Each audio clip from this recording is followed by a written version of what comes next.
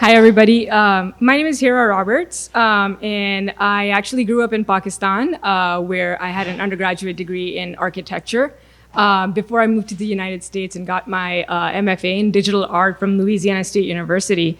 Before I got into Louisiana State University, I had the opportunity of working with some companies that used to outsource their work in Pakistan. I got a job at a game development company as a 3D artist, and I was fortunate enough to work on some really cool titles like Fruit Ninja and Jetpack Joyride, and I even got to work on Sims because EA used to outsource their work to us. So that was a lot of fun. I was just very lucky. I don't know how I landed that gig, but I did. It was awesome.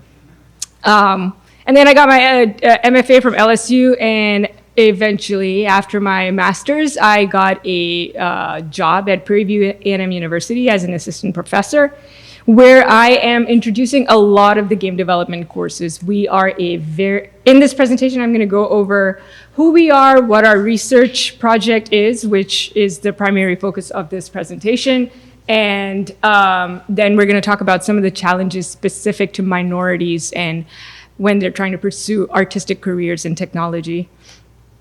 So Prairie View A&M University is a member of the Texas A&M University system. We are the second oldest higher education institution in the state. We are an HBCU, which means we are a historically Black college. We're part of the historically Black colleges and universities, and we have a Black majority student body. Our digital media arts program is very new. We had our first students sign up in 2014. They graduated in spring 2018. And we started from 7 students to now a number that is more than 100. So we're growing really fast, and we're trying to keep up with that growth, which I'll talk about in a minute as well. Before I joined in, the primary focus of the DGMA program was graphic design. And as I joined in 2017, I started introducing some new topics within the program, including video game design, interactive media, immersive art, interactive installation art, and basically just technology and art. We are very young and growing, and I first initiated game development at PVAMU in 2018. We have a couple of courses, just a few courses that cover 3D modeling, web development, and game development. And our primary focus is digital world building and Houdini. We started using that last year in fall 2021. We have a very good relationship with Texas A&M University, and we're working on a couple of collaborative research projects with them. And I'm going to use some of the data that we are gathering from that to talk about some of the frictions caused amongst minorities pursuing art degrees. So research project is my particular part in the research. Like, my focus is trying to study the familial, cultural, and social impact that students tend to have that are pursuing artistic careers. Growing up in Pakistan, like, I saw that firsthand. Like, a lot of the times there's like a lot of friction to when you're trying to pursue an artistic career. So that's why I was really interested in trying to figure out why that is and how to mitigate those issues. I recently did a presentation on this at IZEA, and I'm going to be sharing some of the quantitative data that we gathered and help us analyze what those frictions are and how to overcome those issues. We are using several different instruments like surveys and questionnaires, and we plan on doing educational events to inform families and students about what the potential of game development is. Okay, so our collaborators are Texas A&M University in that project. Of course, us and Longview Independent School District. Mr. Mann's here. I didn't know you were going to be coming, but it's great to see you here.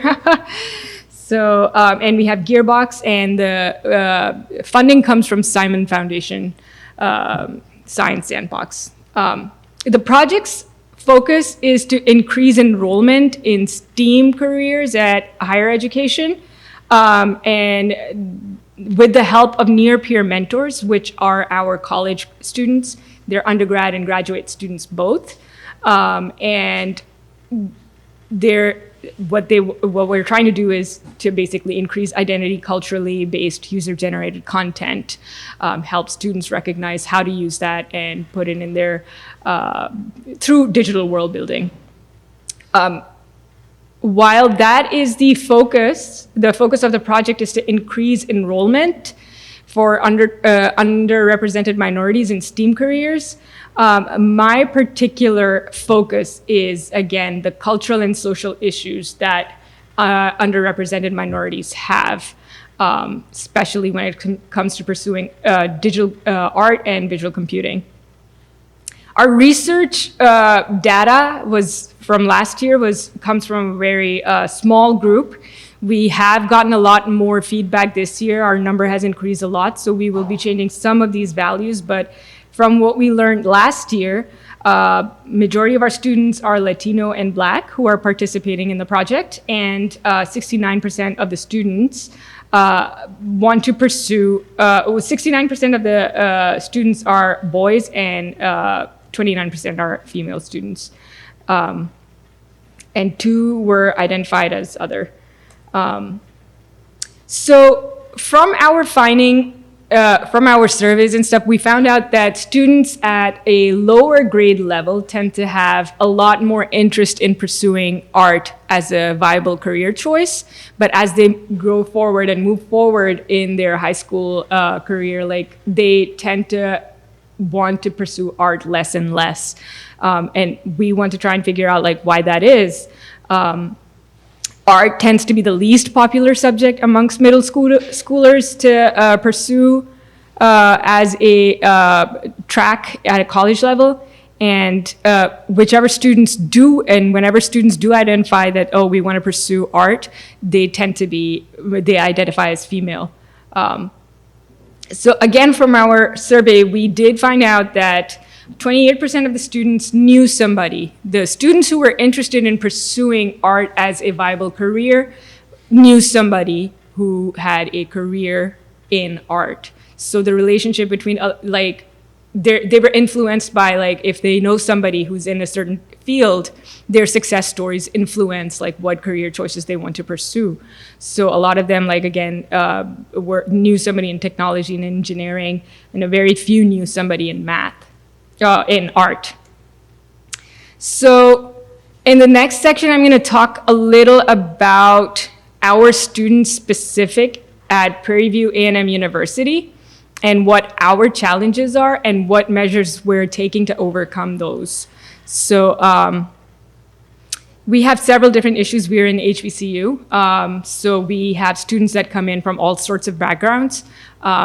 There's a lot of them are coming from underprivileged backgrounds, and they have little to no exposure to video games or technology, or they've hardly ever used a computer before.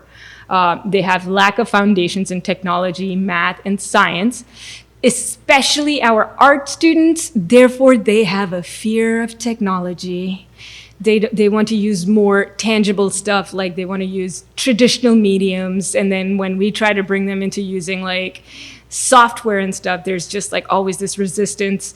And as far as the department goes, we obviously have equipment. We're trying to make up for the exponential growth that we've had. And where we have issues with technology, we don't have enough licenses and software. We don't have enough studio spaces, limited lab access, limited budget, and I'm the only one who teaches game development, so that's hard. So we want to hire more people. But still, with all of those problems that I mentioned, we have students who have created some wonderful projects in the past. This particular project was about mental health issues that minority students, or Black elderly Black women. It focused on that, and specifically dementia and Alzheimer's. So you're basically embodying this person who wakes up, this child who wakes up in her room and everything is changed. And then you find out as you navigate through, when she looks in the mirror, it's an old lady and she doesn't know where everybody is.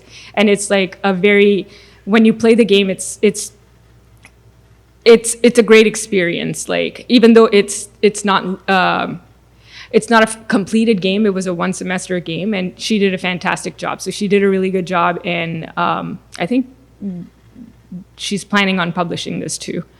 Some other projects, and this is 2D. So we started using Houdini recently. So this student did a character from concept to 3D modeling, did the rigging and everything in Houdini, and again, building the environments, digital world building from, sketches, concepts, compositional drawings to actually finishing it, which she used a variety of different softwares like, Houdini, ZBrush, and this was in Unreal, I believe. I think it was in Unity. Yeah. No, it was in Unity. So, but everything was done with a combination of different programs. And then also we did introduce L systems and how to make fractal art, and some students, and one of our classes is like very open-ended. You can do whatever, head in whatever direction you want to. So we can have students, like, say if somebody's interested in, more interested in graphic design versus animation or game development, they can choose that track. So they use technology, and in combination with the fabrication facilities that we have on our department, or on our campus, and just experiment with the different tools that they have. And this was the result of one of those projects. So even though we have all of these difficulties with students who haven't had the background at all with using technology, or have grown up in strenuous circumstances and stuff, they're very talented and they have a great potential, and we want to enable them more, So the measures that we're taking to help our students out are we're providing access to, loaner laptops. They can volunteer at our Design View Center, which gives them an on-campus job, and also gives them experience because they're actually working on projects that they have clients. And then we move our students from graphic design to scripting games. So I talked about the issue where students have difficulty transitioning from traditional mediums to, scripting. So what we do is we start out with Photoshop, Illustrator, and then slowly move towards, okay, we're now going to use a little bit of HTML and CSS to start making more interactive projects, and do web development, and then we move to UI, UX design, and eventually moving on to programming, and then we make 2D games and 3D games, 3D world building. So that's the track that they usually follow, and eventually become comfortable with the software that they're using, which to me, I think it's been pretty successful so far with sort of easing them into using technology. And then we are having them take part in research projects with Texas A&M, have our students intern at Texas A&M as well. So we're encouraging them to do more of that. We try to spread word, there's these opportunities available for you. Our students come out to be very, very shy at the start because of their backgrounds. And when we try to get them these internship opportunities and exposure to all of these different events and stuff, it starts to help them learn more and sort of gain confidence that they are capable of doing this kind of stuff. So. And as far as the departmental issues go, we have a Title IX grant that we just got. So we're renovating our building. We're adding studio space. We're upgrading the technology. And we're upgrading the loaner laptops and lab equipment. We're building a new research office, which is going to be the Design Bridge Center, where we're going to focus more on virtual reality, augmented reality, and more application development. And then we plan on hosting some social events, which are, for local school districts and welcome others as well. But geared more towards parents, because parents tend to have a lot of influence on what careers students, their kids are gonna, follow. So we want to inform like the different trajectories that game development can take, and even come and look at some student projects. And then we are also doing summer game dev and animation workshops for high school students. So that again tells them, okay, these are things that you can do, and it's not as hard as it looks, or it's something that is within reach. And our future goal for the program is because we have students, it's growing at a tremendous rate, we have limited faculty, we want to have 3 different tracks, which is specific to animation, game development, and graphic design. That makes up majority of our students. So we want them to be able to pick that career track without having to follow like a strict degree plan. We want to increase their networking and internship opportunities, try to get them to intern with different industry partners. And then we want to, again, improve our curriculum because, again, like I said, we're new, we're developing, and we're growing. So there's a huge need to develop our curriculum towards each of these tracks. So that's our plan. And to do that, we're going to be hiring some new faculty, or we're trying to. We want to expand the research that I mentioned to more local school districts as well. And we aim to expand minority representation of artists in the gaming industry and artists that use emerging technology. And one of our biggest goals is to educate and inform parents regarding those tracks. And yeah, that concludes my presentation. Yeah.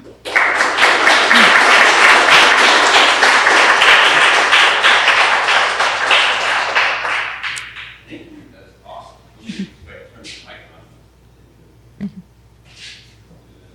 Hello, there we go. Thank you. That was awesome. I think it's so great to be able to take us, like I said, a step back away from the technology and kind of just get a better understanding of the culture that is around technology and art and how that stuff works. That's great. Mm-hmm. I have a feeling there might be some questions. Does anybody have any questions about that, or any questions in general about Prairie View or anyone? Yeah, we do, here in the front. Hello. I was wondering, is there a way where, like, I go to Texas A&M, or like a lot of us come from Texas A&M, that we could like volunteer or help out with those like gaming camp things that that would be what I failed to mention earlier is we have made a request for 2 new faculty positions, and what we hope is that we may develop that sort of like cross exchange between Texas A&M and PVAMU, so that it would be wonderful to have students come from there as well. Probably we would have to figure out like a way that we can, it's the funding that's the main issue with us. Like we have to figure out a way that we can make that job available and have that transfer going on. But yeah, that would be really, really awesome. Yeah. Awesome. I think I saw another question here in the front. Mm-hmm. Yeah.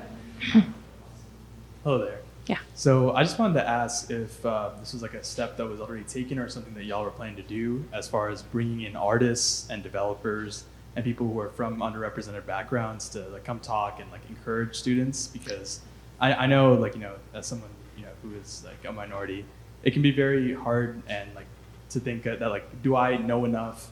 Am I starting this too late? Yeah. Do I belong? Those are important things. Yeah. I think having that representation be there and say that and reaffirm that, I think is super important. Yeah, we do have events where career fairs and stuff where different people come from. We know whatever connections we have, we reach out to them. And if you're interested in something like that, just like we can exchange information, and because that is what we're looking for. Our students are shy and tend to lack that sort of confidence whenever they go to these different places. Like I was supposed to have 2 students come here with me, but they backed out because they were feeling shy. So I would say, I can talk about them now. Yes. We're a friendly group.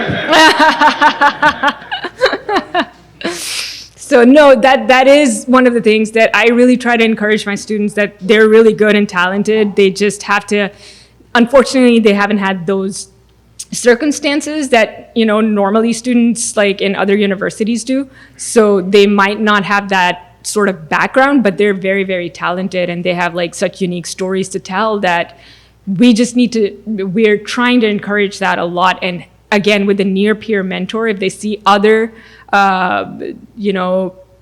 people, I guess like minority representation who are in the industry, to come and talk to them that this is possible, like you can do this, that would be like really, really helpful for our students as well. Yeah. Thank you. Awesome. Any questions here on this side of the room? Anybody? Cool. Awesome. Well, thank you so much again here. Yeah, That was really, thank you. really informative. I thought that was awesome.